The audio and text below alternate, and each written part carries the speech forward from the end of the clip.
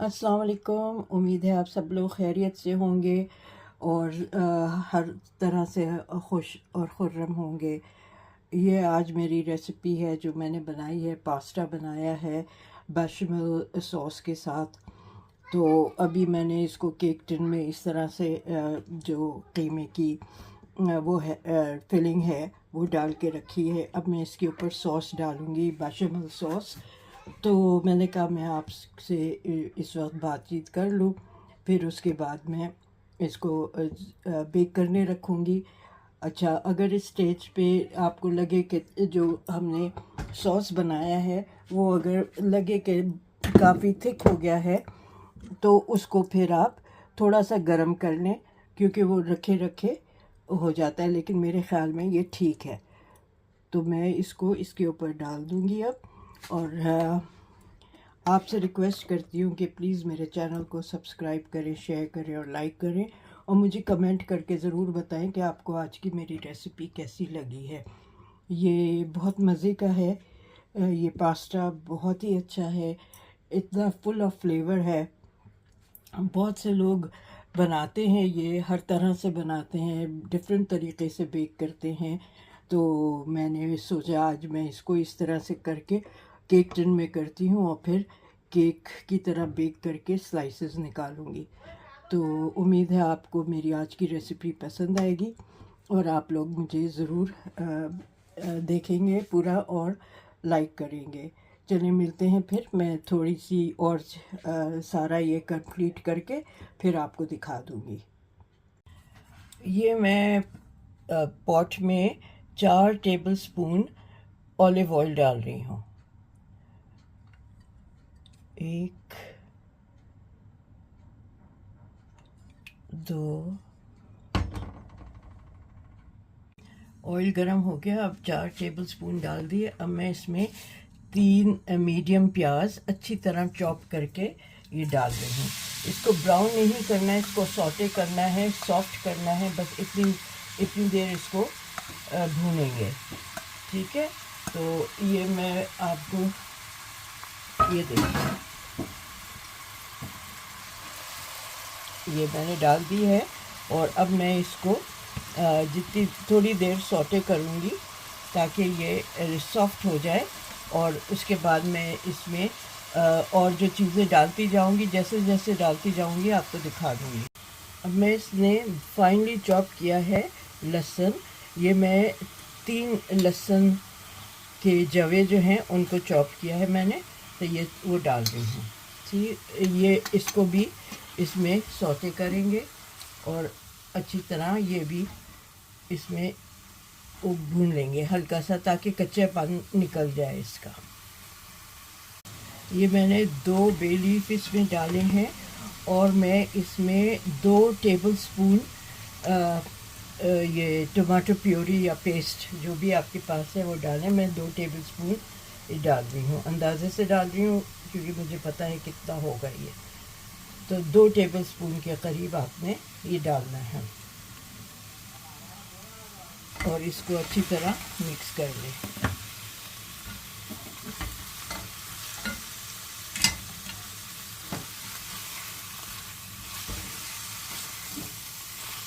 एक एक करके मैं चीज़ें डालती जाऊंगी और आपको दिखाती जाऊंगी। इसमें अब मैं 1 टीस्पून भर के चीनी की डाल रही हूँ, और साथ में मैं इसके ये मेरे अगर आपके पास चिकन या बीफ स्टॉक हो तो आप वो डाल सकते हैं। मेरे पास स्टॉक नहीं है तो मैंने 3 ये क्यूब्स ले लिए हैं। ये 3 क्यूब्स डाल रही हूँ और इसके साथ 120 ml पानी डाल रही हूँ, क्योंकि एक क्यूब में आपको लेना होता है 40 ml।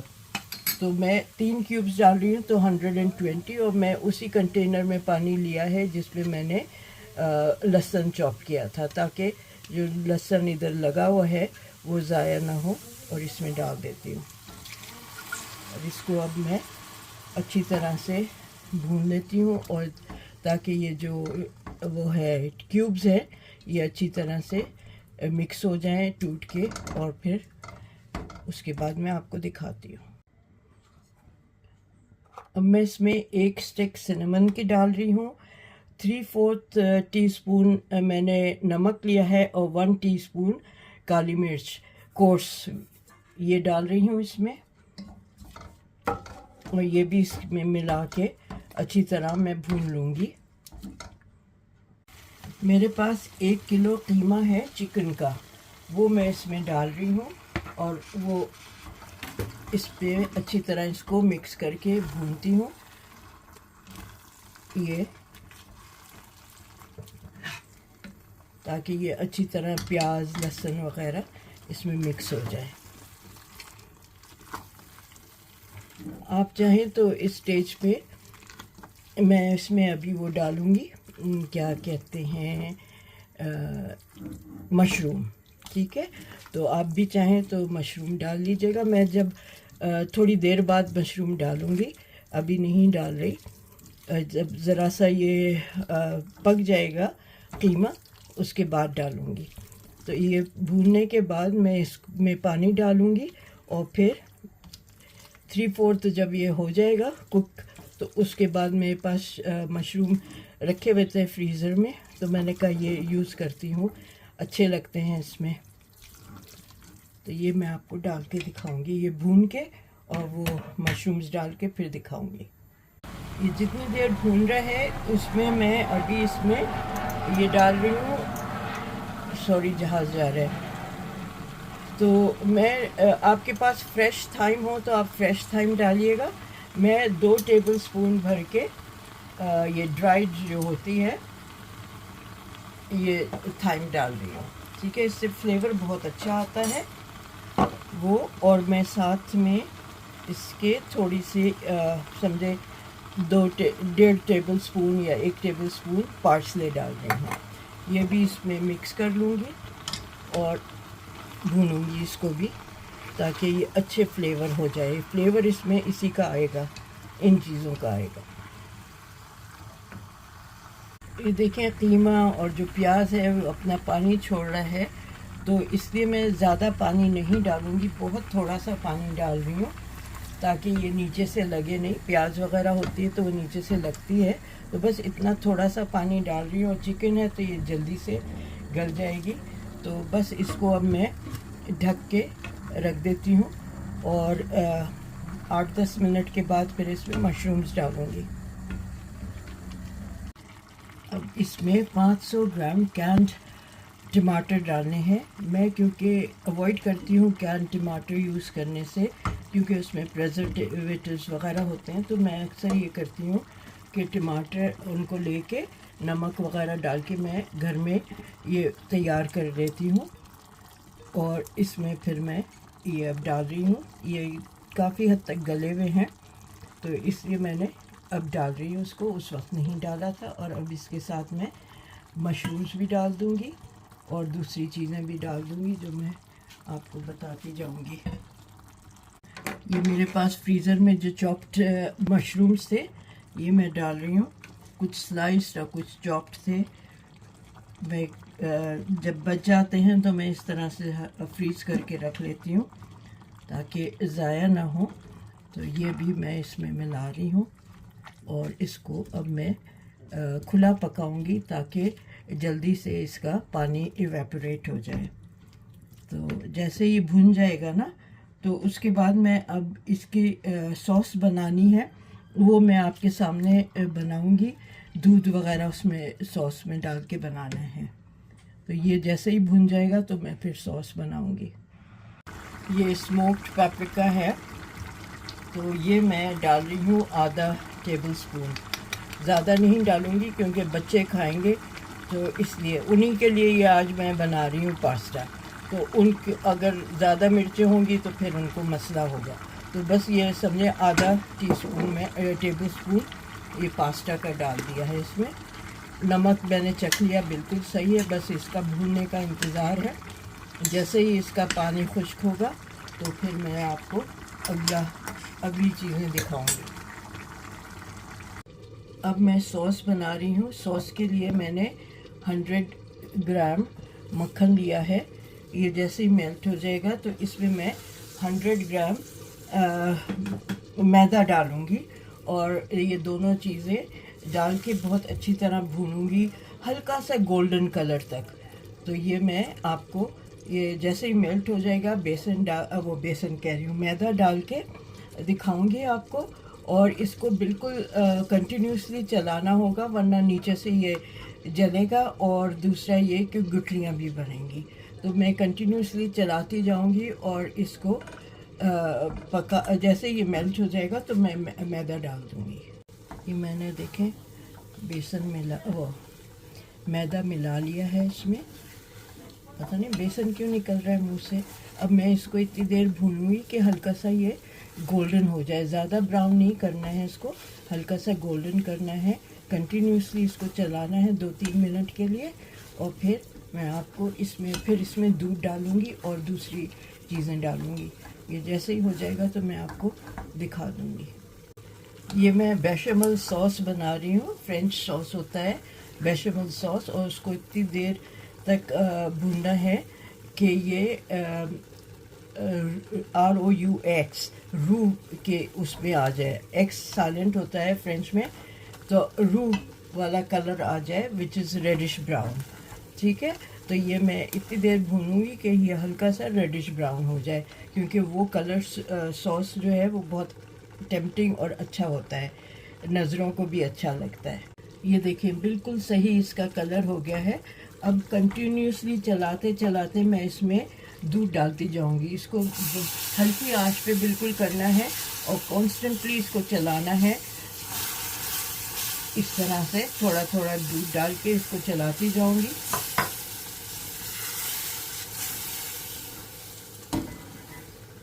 इसी तरह मैं सारा दूध मिला लूँगी। 1 लीटर दूध मिलाना है। बिल्कुल अच्छा कलर इसका आ गया है। बस इससे ज़्यादा डार्क नहीं करना था, बस इसको मैं थोड़ा थोड़ा पकाती जाऊंगी और दूध डालती जाऊंगी। पहले मैंने छोटे उसमें डाला था क्योंकि बहुत ज़्यादा था इसमें, जग में गिर जाता। अब मैं ये थोड़ा थोड़ा करके इसमें मिलाती जाऊंगी। जब तक पूरा मिला लूँगी उसके बाद आपको दिखाऊंगी। मैंने पैन चेंज कर लिया क्योंकि उसमें से जब मैं स्टर कर रही थी तो ज़रा साइड्स में से वो हो रहा था, गिर रहा था, उछल रहा था। तो इसलिए मैंने पैन चेंज कर लिया, क्योंकि उसमें इतनी जगह नहीं आ रही थी, डेप्थ नहीं थी उसमें इतनी। तो अब मैं इसको पका रही हूँ, और जब ये थिक हो जाएगा तो उसमें फिर मैं अभी नमक और ये डाल देती हूँ। बल्कि मैं ये मैंने नटमेग पीसा है, आधा टीस्पून है ये, तो ये डाल दिया मैंने इसमें। इसी में ये कर रही हूँ ताकि जो भी इसमें लगा हुआ है वो निकल जाए इसमें से।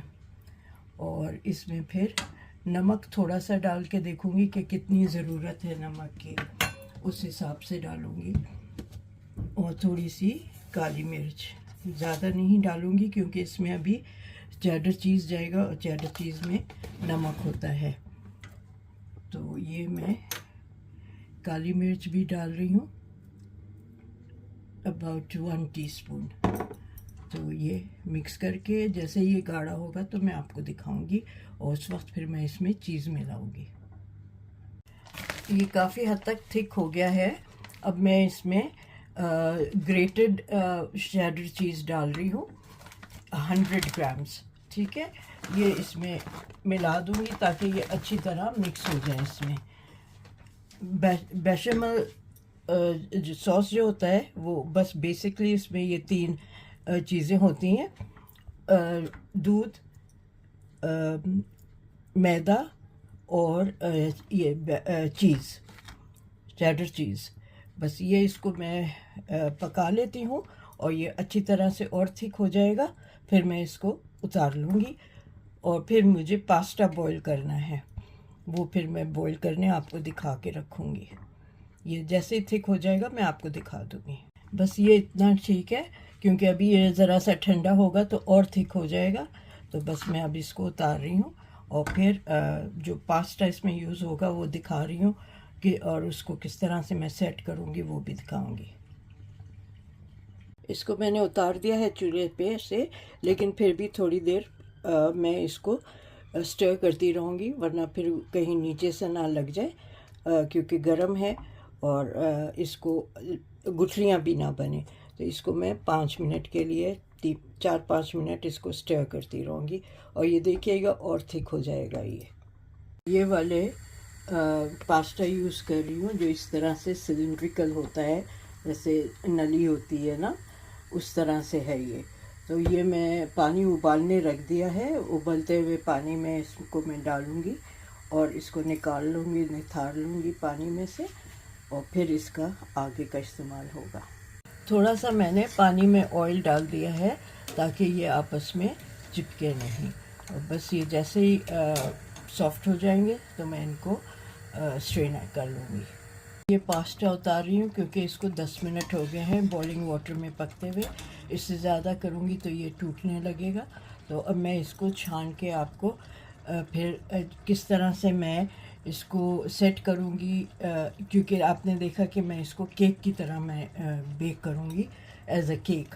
तो फिर मैं आपको दिखाऊंगी कि मैं इसको किस तरह से सेट कर रही हूँ। तो मैं इसका ये पानी वगैरह निकाल लूँ फिर आपको दिखाती हूँ। ये जो कीमा है इसमें मैंने, मेरे घर में स्प्रिंग अनियन लगे हुए हैं और फ्रेश मैंने काट के इसमें स्प्रिंग अनियन की जो ग्रीन्स हैं ये इसमें मिलाए हैं, और थोड़ी सी मैं 2 वो काटी हैं कैप्सिकम, बहुत बड़े नहीं थे तो वो मैं इसमें मिला रही हूँ। इसमें से ये बे लीफ निकाल लूँ और सिनेमन भी निकाल लेती हूँ। मशरूम तो आपने देख ही लिया था, मैंने मिला लिए थे। तो बस ये मैं निकाल के और फिर आपको दिखाती हूँ कि मैं किस तरह से लेआउट करूँगी केक टिन में। ये देखें, ये जो ट्यूब्स हैं इसमें मैं ये कीमा इस तरह से भर के ऑल राउंड पूरा इसमें इसी तरह ये लगा के, और कीमा जो एक्स्ट्रा होगा वो और जो बेचामेल सॉस है वो ऊपर से डालूँगी। फिर मैं इस पर मोज़रेला चीज़ ऊपर से डाल के फिर बेक करूँगी। तो ये मैं पूरा सेट करके आपको दिखाती हूँ। ये जो सॉस है मैं इस पर अच्छी तरह से स्प्रेड आउट कर रही हूँ ताकि ये सब इवनली चला जाए, और इसमें ये मेल्ट होके जो बीच बीच में जगहें हैं उसमें से वो नीचे भी चला जाएगा। तो अगर आप दिल खोल के इसको डालिएगा, क्योंकि ये जब बेक होगा तो बीच में जो जगहें हैं इसमें वो फिर उसके अंदर उससे नीचे भी चला जाएगा। और इसको मैं अभी फ़िलहाल ये करके मैंने 180 डिग्रीज़ पे ओवन को प्रीहीट किया है। इस पे मैं थोड़ा सा ये स्प्रिंग अनियन डाल रही हूँ ऊपर से, और फिर मैं इस पे वो डालूँगी मोज़रेला चीज़ साइड्स में, मैं ये डाल के और फिर मैं आपको दिखाती हूँ। फिर मैं पूरे को अच्छी तरह से आपको दिखाऊंगी कि मैं किस तरह से ये तैयार हुआ है।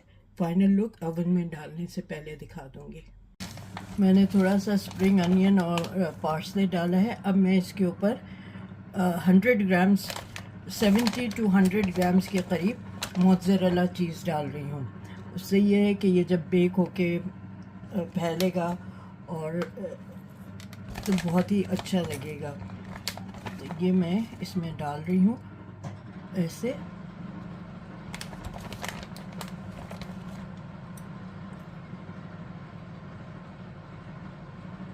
आप चाहें तो मैंने बहुत बड़ा वाला केक टिन नहीं लिया, बड़े वाले में करती तो ये पूरा आ जाता। मैं एक छोटे केक टिन में अलग से बनाऊंगी कि अगर मुझे किसी को देना हुआ तो मैं दे दूँगी। 1-2 जानने वाले हैं उनको दे दूँगी मैं। तो ये मैं इस तरह से एक छोटे केक टिन में कर लूँगी। तो इसको मैं अब रख रही हूँ ओवन में बेक करने के लिए। 30 मिनट्स के लिए करना है, लेकिन आप 25 मिनट बाद चेक कर दें। इसको बहुत ज़्यादा ब्राउन नहीं करना है। इस ऊपर से ये गोल्डन, हर चीज़ तो कुक हुई है, तो हमें बस इतना करना है कि ये गोल्डन ब्राउन हो जाए टॉप से।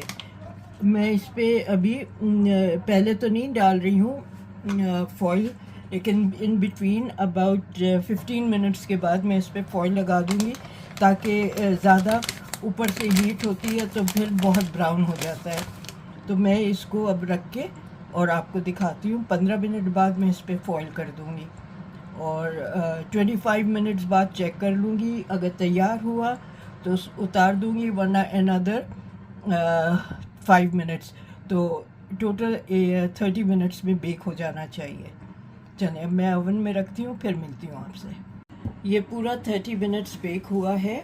अब मैं इसमें से निकालती हूँ, अनमोल्ड करती हूँ इसमें से निकाल के, और फिर आपको दिखाती हूँ कि मैं इसको किस तरह से सर्व करूँगी और इसके स्लाइसेस किस तरह कटेंगे।